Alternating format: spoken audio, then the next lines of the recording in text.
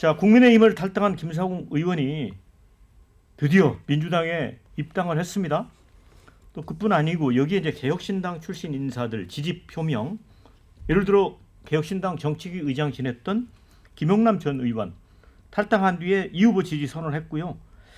또 이 이준석 후보하고 이제 당내 갈등 쭉 겪어왔던 허은하 전 대표도 이재명 후보의 중도 보수 확장 시도를 주의 깊게 지켜보고 있다.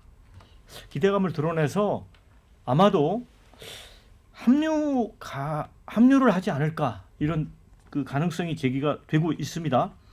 또 민주당 탈당파 육선 의원 출신인 이석현 전 국회 부의장 그동안 새미래민주당에서 아시겠지만 이낙연 전 후보를 강력하게 지지를 했던 분인데 여기를 탈당을 해서 이재명 후보 지지를 선언했습니다. 또 개혁신당 문병호 전 의원도 이번 주 탈당하고 이재명 후보 지지 선언을 한다고 합니다. 그런데 문병호 전 의원이 이제 안철수계였고요. 또 사실은 국민의힘 지난번에 전당대회 때 제 기억으로는 최고위원 선거도 나온 분 아닙니까? 자, 이게 글쎄요. 지금 반명 빅텐트를 국민의힘이 계속 시도를 했는데 오히려 친명 빅텐트가 쳐지는 게 아닌가. 후일석 대변인. 이거 상승세라고 말씀하시는데 어떻게 보세요, 이거는? 정치인은 명분이 있는 일을 해야 되는 것이죠. 예. 원칙이 있는 것이고 내가 지향하는 가치, 대한민국이 정말 좋은 나라가 되려면은 이런 방향으로 가야 된다. 그것을 국민들께 천명하고 그걸로 평가받고 판단받고 그렇게 하는 게 정치인 것인데 제가 생각하는 그런 기준으로 보면 이게 어떤 도대체 원칙과 어떤 기준에 따라서 이렇게 하시는 것인가 저는 잘 납득하기가 어렵고 원래 큰 판이 벌어지고 모든 것이 사람의 심리가 그렇죠. 이쪽이 좀 될 것 같아, 이길 것 같아. 예. 그럼 이제 그쪽으로 가게 돼 있는 거죠. 그걸 뭐 막을 수는 없습니다. 근데 이제 정치 공학적으로 보면 너무 막차를 타셨다. 그래서 거기서 크게 뭐 얻으실 것이 과연 있겠는가라고 생각하고 다 알지 않습니까? 이재명 후보께서 지금까지 정치를 하면서 이렇게 끌어들였던 사람 진심으로 대하고 그런 사람들이 중용되고 그런 정치 역정을 살아오셨는가? 정반대인가? 김상욱 의원한테 그러셨던가요? 뭐 우리 당에 들어와서 합리적인 보수의 목소리를 내달라라고 하셨던데 그러면 왜 조응천 전 의원 같은 그래도 보수적인 그래도 시각도 반영할 수 있고 그런 분들 왜 거기서 견디지 못하고 나와서 지금 이재명 후보에 대해서 비판적인 입장인 거죠? 왜 이낙연 전 총리 같은 분들 그냥 나온 정도가 아니라 지금 미친 정치의 끝판왕이다. 괴물 국가가 돼가고 있다. 이런 표현으로 지금 이재명 정치를 비판하고 있지 않습니까? 이런 분들은 다 품지 못하면서 잠깐의 새 과실을 위해서 그런 분들이 들어가서 거기 있는 것이 국민들에게 어떤 감동을 줄 수가 있겠습니까?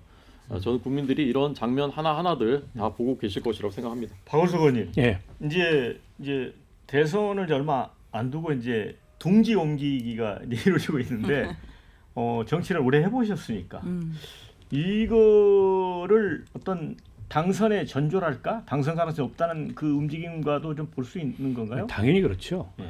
이게 이제 큰 선거 때 왕왕 있는 일입니다. 예. 뭐 전혀 없는 일이 아니고. 근데 이번에 이제 더 그 이동폭이 큰 거는 예. 그만큼 이제 보수가 많이 무너졌기 때문입니다. 본질부터 무너져 내리고 있기 때문에 더 이상 거기에 뭐 기대, 희망, 뭐 미련 뭐 이런 거를 걸기에는 시간 낭비다 이렇게 생각하는 분들이 늘어난 거고 그에 반해서 이제 민주당은 계속 우클릭을 하잖아요. 일종의 확장 전략으로. 그러니까 민주당 입장에서는 뭐 마다할 게 없습니다. 그러니까 당이 크고 어쨌든 정권을 잡게 되면은 인재 기용에 있어서 폭도 넓어지기 때문에 이제 그런 분들까지 다 소화하고 포괄할 수 있다라는 어떤 그 지금 태세를 보이는 거라고 보고. 근데 이제 국민의힘이 공언했던 빅텐트는 안 쳐질 것 같아요. 오늘 자유통일당 후보가 사퇴하고 김문수 후보 지지선을 했던데 그 아스팔트 빅텐트가 쳐질 것 같아요. 제가 보기에는. 그러니까 이준석 후보는 어제 토론하는 걸로 봤을 때 뭐 전혀 가능성이 없고 이준석 후보 입장에서 여전히 이제 뭐 계엄 탄핵 내란 이거하고 단호하게 절연하지 못하는 그런 국민의힘하고 손잡아서 별로 남을 게 없는 데다가 이기는 선거면은 본인이 활용 점정을 함으로써 이제 정치적인 그 반대급부가 굉장히 클 수 있는데 이기는 선거가 아니거든요. 반대급부가 없어요. 차라리 완주해서 차세대 이미지를 구축하는 게 훨씬 더 남는 거다. 이런 판단을 할 가능성이 있어서 지금의 어쨌든 선거 추이를 다 극명하게 보여주는 것 같아요. 한쪽은 자꾸 이렇게 넓혀가는데 다른 한쪽은 극단으로 쪼그라드는 모습 아닌가 그런 생각이 듭니다. 그 댓글에 그래서 조홍천 전 의원 이낙연 전 총리를 국힘에서 모셔가면 어떠냐 이런 의견 주셨는데 지금 이낙연 전 총리 같은 경우는 이번 선거에 아무도 돕지 않겠다 이렇게 또 얘기를 해버렸잖아요. 설전 변호사. 그렇죠. 뭐 이제 드랍하셨고요. 저는 뭐 장이 섰잖아요. 장돌뱅이들이 모이기 마련이고 뭐 여기저기 갈 수 있는 거죠. 저는 뭐 정치인이 자신의 정치적 욕망과 그다음에 그리고 본인이 정치를 펼칠 수 있는 장에 가서 서야지 뭐 그래도 자신의 어떤 그 발언이라든지 이런 게 힘이 실리기 마련인데 당연히 그러한 부분에 있어서는 뭐 김용남 전 의원이라든지 허은하 전 대표라든지 뭐 다른 분들도 다 똑같은 거 아닌가라는 생각이 들어서 민주당 쪽으로 갈 수 있죠. 그리고 이거 뭐 이례적인 것도 아닙니다. 박근혜 대통령 저번에 되실 것 같았을 때 김종인 위원장이 뭐라 했어요? 경제민주화라 해가지고 어찌 보면 진보 진영의 가치를 아예 도입을 해버렸어요. 그리고 그게 지금 국민의힘 당헌 당규에 들어가 있습니다. 경제민주화라는 얘기. 그 다음에 기본소득 이것도 다 들어가 있어요. 그렇기 때문에 본인들이 유리할 때는 언제든지 왜냐하면 지지층의 반발이 없잖아요. 지금 민주당에서 저렇게 우클릭을 과감하게 할 수 있는 것도 지지층의 반발이 전혀 없다는 거예요. 그렇기 때문에 가능한 부분이고 이거 그리고 당시에 어떤 DJ 정부의 인사들도 한강옥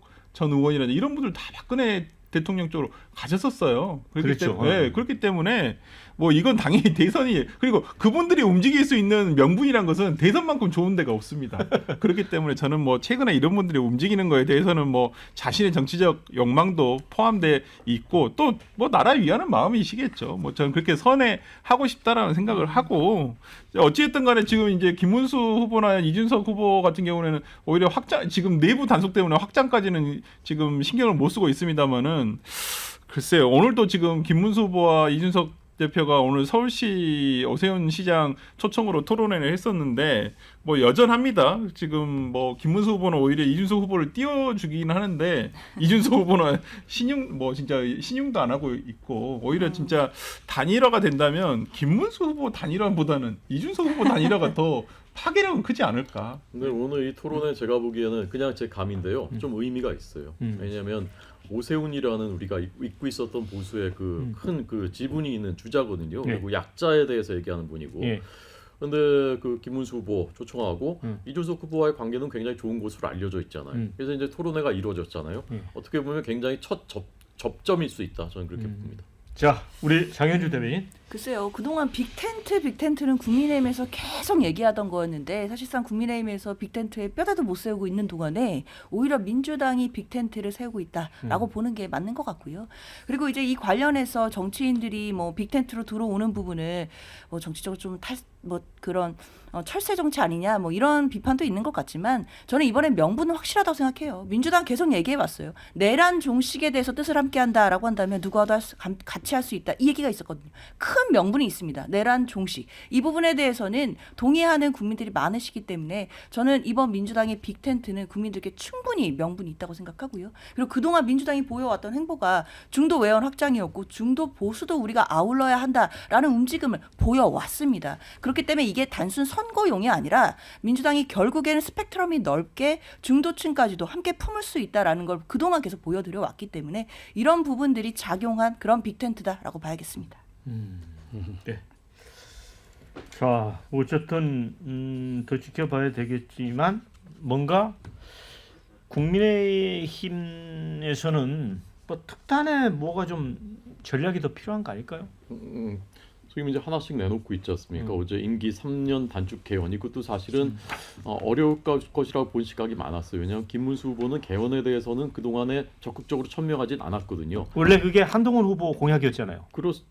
한동훈 후보 임기 3년 단축이 있었나요? 그렇죠. 네. 임기 3년 단축이라는 그 희생이 있어야지 개헌이 될까 말까 하는 것이거든요. 근데 그 카드 내놓고 앞으로도 준비를 하고 있습니다. 하나씩 하면서 국민들께 호소해 나갈 것이고 이미 추세상은 이제 상승세로 반전했기 때문에 지금부터 시작이다 말씀드리겠습니다.